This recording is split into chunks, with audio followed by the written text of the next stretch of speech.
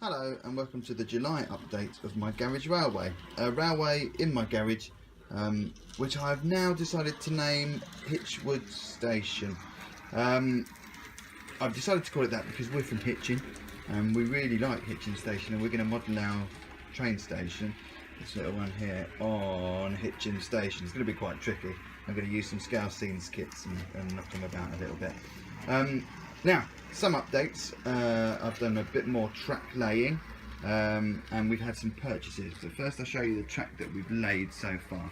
What I've done is I've laid out this loop that runs around here, along the back, this section here, and also this platform area and all of these sidings and the turntable where the roundhouse is. So let's have a look at what we've done thus far. I'm going to have to go quite far back. There is the station area. The platform's going to run along here. Here's a little, this is actually going to be a coach sidings for the coaches. And here is my, let's have a look what I've got here. I've got a goods yard here. I'm going to have a warehouse here. Along here is a little maintenance shed. Here is where my roundhouse sits, and here is going to be a coaling tower. I think the ratio kit's very nice, so that means they should change. Really should be able to reverse back and get some coal from there. I'm not too sure whether that's how it would have been, but I'm not really bothered by that. I'm mainly doing this for fun. This section here I had in previously, but I've changed it. It did used to travel around like this and join up here, but what I've done is now just straighten that all the way along, and along this section here I'm going to have a nice little canal and a little loading gantry along here with a little crane, which I think would be nice. That's pretty much it with regards to track laying. I've got now the entire length of the baseboard. It's divided into sections. I'll give you what sections we've got here. I've got, this is a section here, so all of this is a section. You can't really see because of all this rubbish, but this section drops down. It's going to have a valley and a big bridge going all the way around, and I've forgotten the name of it again, but there's a famous bridge, viaduct, Glenfinnan, I think it might be something like that. It's probably not, but it's the one that's famous from Harry Potter, and that's going to travel around here, that viaduct, through this little valley, and I'm also looking for a little blue Ford Anglia that I can stick on the other side of the thing of the viaduct, so I can have a little homage to Harry Potter there. I quite like that. So that's a section there. So these are all joins, copper joins here, and there's some over there. There's going to be a lot more joins to go in. The next section runs along here, so I've got joins all along here. Next section runs along here, and I've got joins all the way along there as well. Lots more joins to put in.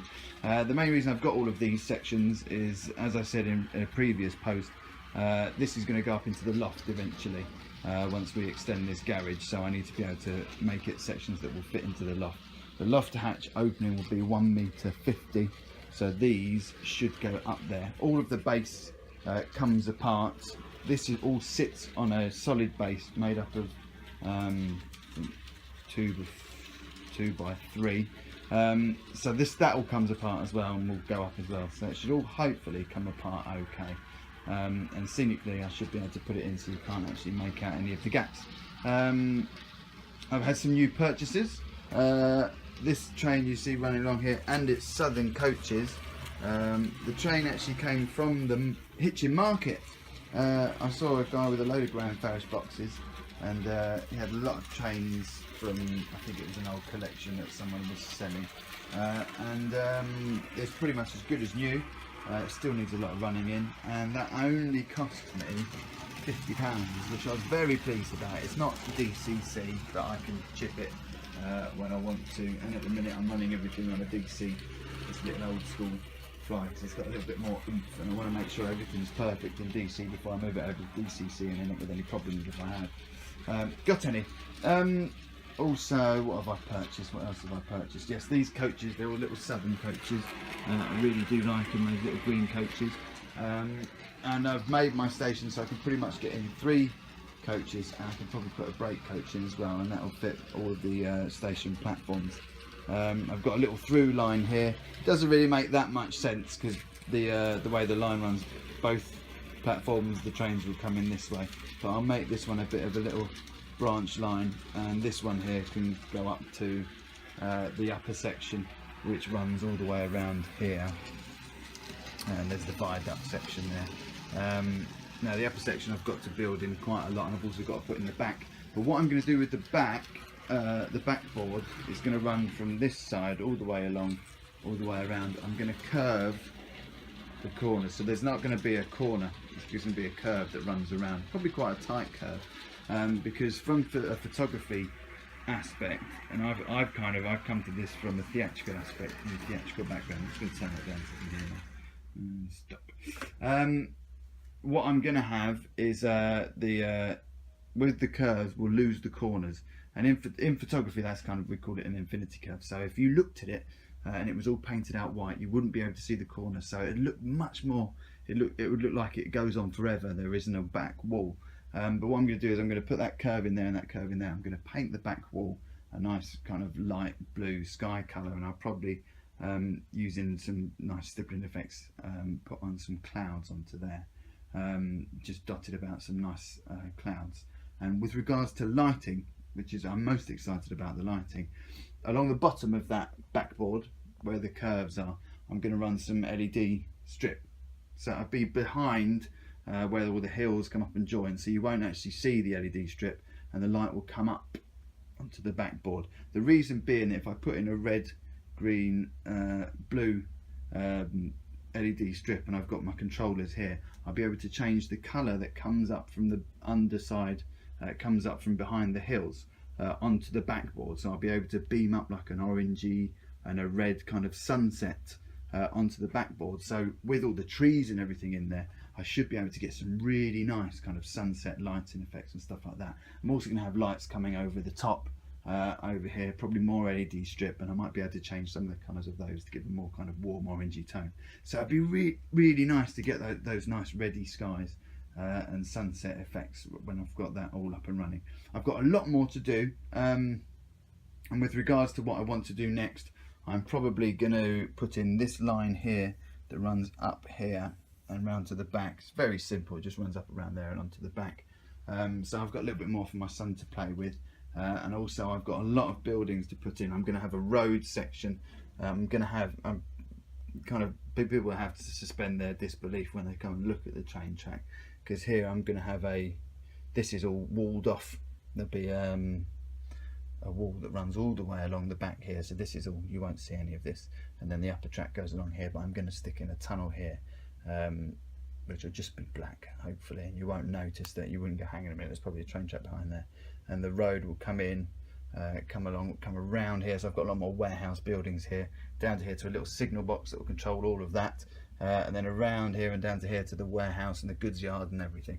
And I might let the road kind of carry on over to here to come into where I'm going to have my town scene and all of that business. A lot of scenic stuff here, and like I said, the back where this out of the way, where this comes up here is going to carry on up.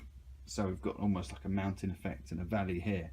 I can put in a nice little stream running through underneath the viaduct, and the high back kind of goes all the way along, because most of this stuff at the back here you don't see. It's pretty much, most of it is all covered in, except for the high level stuff which you will see.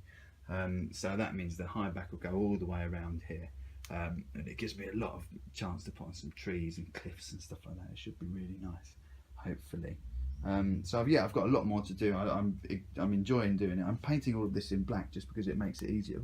Makes it easier for me to see what I'm doing and what I've done, and it also makes it easier to see when it's dirty and when it's not, when I've got to clean it off.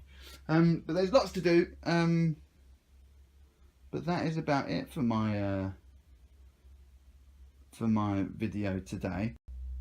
Before I go, I'd like to chat about my little 4F here. Now, when I first ever thought about having a little train track of my own, I bought a Graham Farris kind of works goods train kind of set that had a little loop and this train, and I had fun with this, and then it went into storage for about 10 years, and it came out about 3 months ago when I started all of this. when I got it out, it was completely on its last legs. It wouldn't run. Its drive cog on the middle wheel had split, so it wouldn't run at all, and it was just a sorry state. I thought it was a goner. I took it all apart and managed to find on eBay another couple of drive cogs and put it in. With a lot of running in, it slowly started to come back to life, and I think it's going to be okay with a lot more running in. So I'm very excited to have it as part of my fleet of two. It's the early crest rather than the late crest, which for me isn't a problem. I'm modelling, the era that I'm modelling is about 1956, 1957, when the newer crest, which is on this fella up here, started to come in. But this one here, this 4F, being quite an old chain, they wouldn't have bothered changing the livery on it because they would have thought it would have been on its way out anyway. So that's okay. So when I weather it, I'm going to give it a real kind of dirty, grimy weathering with a bit of rust and lots of watermarks and where the steam's run down. And I feel like that will kind of accurately represent where that chain is, that it's kind of in that era anyway, where it's kind of it's seen better days, and but it's still working on. So I'm very pleased with that chain, and I'm very pleased with the way it's gone, and I'm looking forward to doing a lot more scenic and a lot more weathering stuff. Okay, thanks very much. Oh.